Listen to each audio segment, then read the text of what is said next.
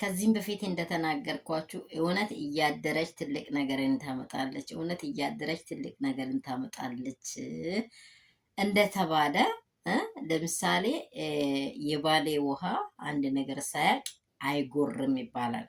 አይጎርም ማለት አይጮህም፣ በቃ ድምፅ አያሰማም ይባላል። ምክንያቱም ሰው የደበቀው ነገር ሲበቅል ይታያል የሚባል ነገር አለ። አሁን ለምሳሌ ሄርሜላ ከዚህ በፊት እኔ እርጉዝ ነኝ ብላለች።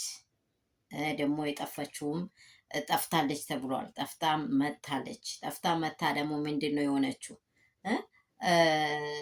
ሩታ ምንድን ነው አክስቷ ጋር አብራ እንደነበረች ኢቷ ሀዊ እውነታዋን አፍርጣ ተናገረች። ዛሬ ሳሚ በኩል ማለት ነው፣ በሄርሜላ ደጋፊ በሆነው በሳሚ በኩል ይሄ ነገር መጣ። ሄርሜላ ሄርሜላ ሄርሜላ ሄርሜላ የምትሉ ሰዎች ይህን ነገር በደንብ አዳምጡት።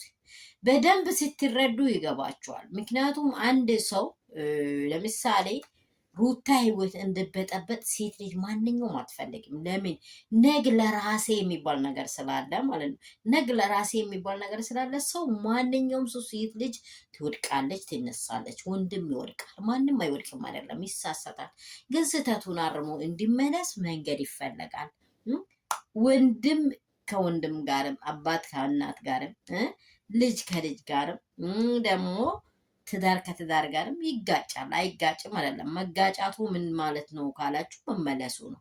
አሁን ኦሬዲ ሄርሜላ በብዙ መንገድ ይሄን ልጅ ጥምር አድርጋ ከሩታ ህይወት ልታወጣ በተለያየ መንገድ መታ ነበረ። ሀዊ ይሄቷ ናት። ከእሷ ምክንያት እናቴ አልጋ ቁራኛ ሆና ቀርታለች ብላለች።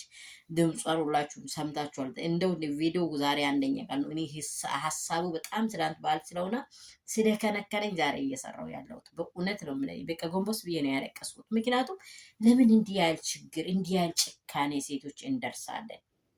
ሄርሜላ እባክሽን ትዳር ይኖርሻል። አንቺ ወርቅ ነሽ፣ ውብ ነሽ።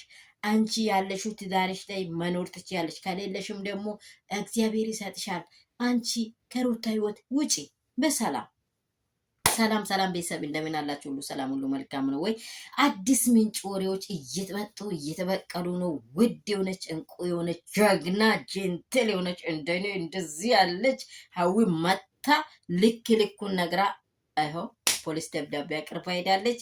ሄርሜላ እርጉዝ አይደለችም ብላለች። አንደኛ ደግሞ ሄርሜላን ከሩታ ህይወት ለማውጣት አንድ እርምጃ፣ ሁለት እርምጃ፣ ሶስት እርምጃ አበቃ ብለን እነግራችኋለን ብላለች። እኛም ይሄንን ነው የምንፈልገው፣ ሰላምን ነው የምንፈልገው። አብርሽን ቤቱ ተመልሶ ልጁን በስነ ስርዓት እንዲኖር እንደ ድሯቸው ፋ ብትን እያሉ ከሩታ ጋር እንዲመጡ ቤታቸው እንዳስተዳደረ ሆኖ እንዲመጡ እንፈልጋለን። የኛ ሁላችን ጉጉት ደግሞ እውነታው እንዲወጣ ነው።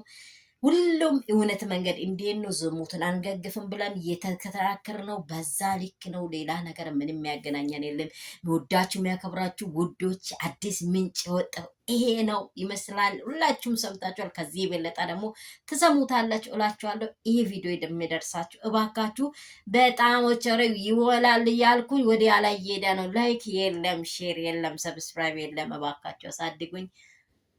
ውዳችሁ ደግሞ እየረዳችሁ ያላችሁ ለእናንተ ትልቅ ትልቅ ፍቅር አለኝ። በሀገር ውስጥ ከሀገር ውጭ ያላችሁ ውዶች በእግዚአብሔር ፊት ቆሙ፣ ኑሩ፣ ጸልዩ።